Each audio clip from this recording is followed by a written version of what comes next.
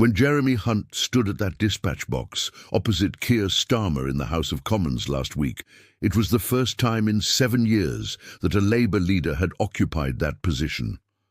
But the fact that it's taken him this long to get there is one of the reasons why many people are wondering why he became Prime Minister in the first place. Keir Starmer's ambition, much like his political career, has always been about one thing and one thing only: getting to the top.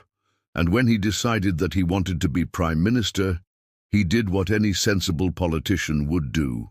He sat at Jeremy Corbyn's side, even when many of his colleagues refused to do so. And he made promises to the Labour membership that got him elected leader in the first place, promises that he then proceeded to rip up once he got the job.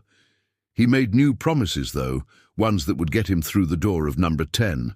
And he kicked out Corbyn and his acolytes, purged them from the party, and he ruthlessly turned around the way his party was run in order to put it on a path to power. The question is, though, why did he bother becoming Prime Minister in the first place? What was the point? His party has been in power for 13 years.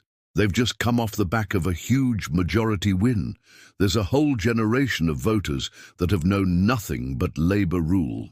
So why did he want to lead the party into the wilderness for all this time?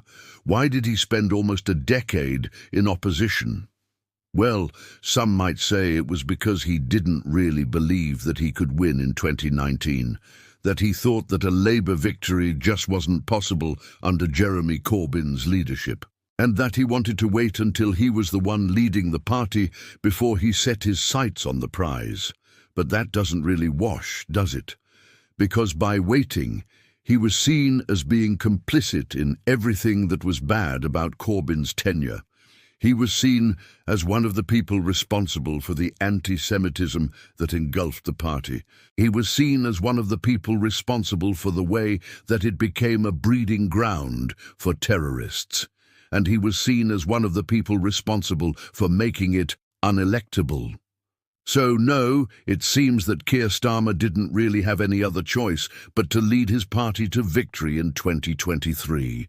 And now he finds himself in a position that he perhaps is not quite ready for. And we find ourselves in a situation where we have a Prime Minister who didn't really want the job, a Prime Minister who is spinning in the wind, a Prime Minister who is out of his depth, and a Prime Minister who is probably wishing that he'd stayed in opposition.